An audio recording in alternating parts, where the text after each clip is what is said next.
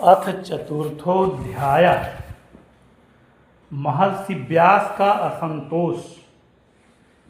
व्यास जी कहते हैं, उस दीर्घकालीन सत्र में सम्मिलित हुए मुनियों में विद्या वयोवृद्ध कुलपति ऋग्वेदी शौनक जी ने सूत जी की पूर्वोक्त बात सुनकर उनकी प्रशंसा की और कहा।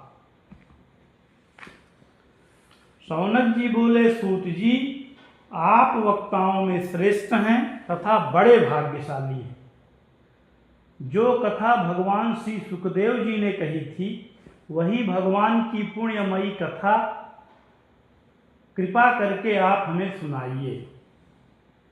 वह कथा किस युग में, किस स्थान पर और किस कारण से हुई थी?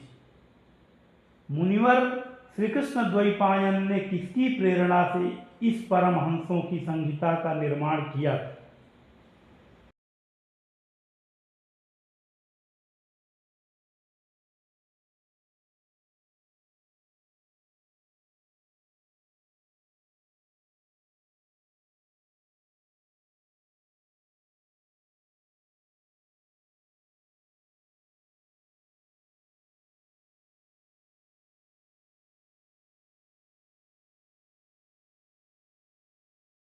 ने नंगे सुखदेव को देखकर तो वस्त्र धारण नहीं किया, परंतु वस्त्र पहने हुए व्यास जी को देखकर लज्जा से कपड़े पहन लिए थे। इस आश्चर्य को देखकर जब व्यास जी ने उन स्त्रियों से इसका कारण पूछा, तब उन्होंने उत्तर दिया कि आपकी दृष्टि में तो अभी स्त्री पुरुष का भेद बना हुआ है, परंतु आपके पुत्र की शुद्ध दृष्टि में यह भेद नहीं।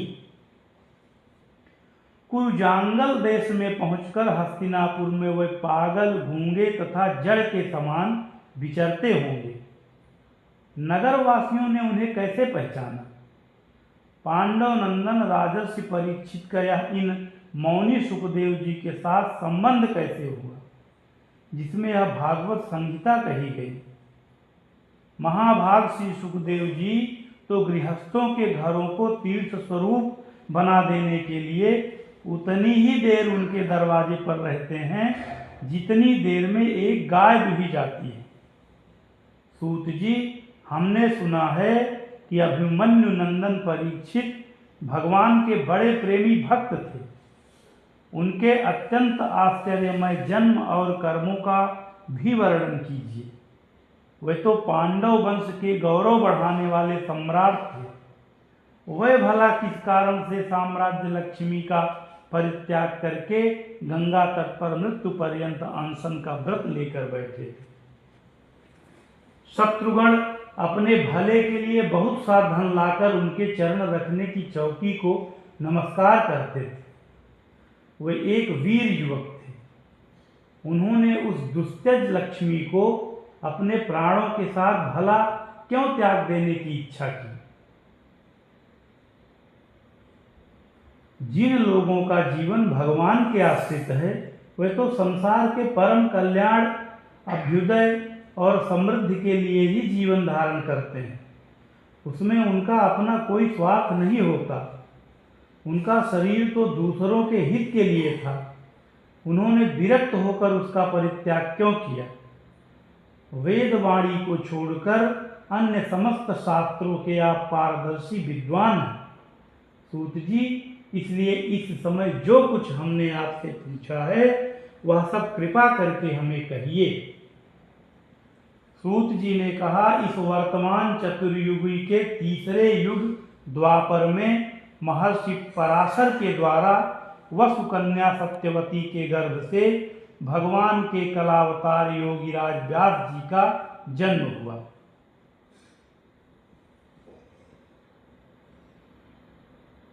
एक दिन वह सूर्योदय के समय सरस्वती के पवित्र जल में स्नानादि करके एकांत पवित्र स्थान पर बैठे हुए थे। महर्षि भूत और भविष्य को जानते थे। उनकी दृष्टि अचूक थी। उन्होंने देखा कि जिसको लोग जान नहीं पाते, ऐसे समय के फेर से प्रत्येक युग में धर्म संकरता और उसके प्रभाव से भौतिक वस्तुओं की भी शक्ति का ह्रास होता रहता है। संसार के लोग श्रद्धाहीन और शक्ति रहित हो जाते हैं।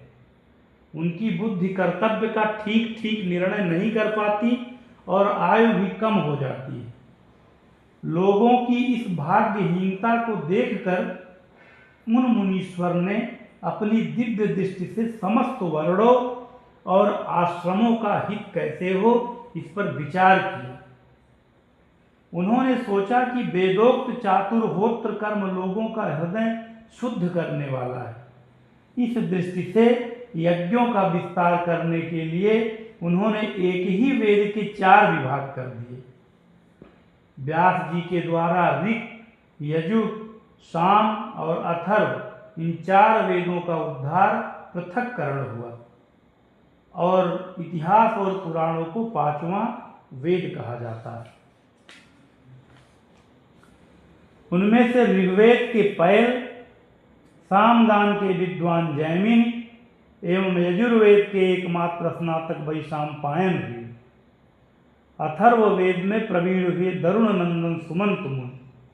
इतिहास और पुराणों के स्नातक मेरे पिता रोमहर्षण थे। इन पूर्वोक्त ऋषियों ने अपनी अपनी शाखा को और भी अनेक भागों में विभक्त कर दिया। इस प्रकार शिष्य प्रशिष्य और उनके शिष्यों द्वारा वेदों की बहुत सी शाखाएं बन गईं।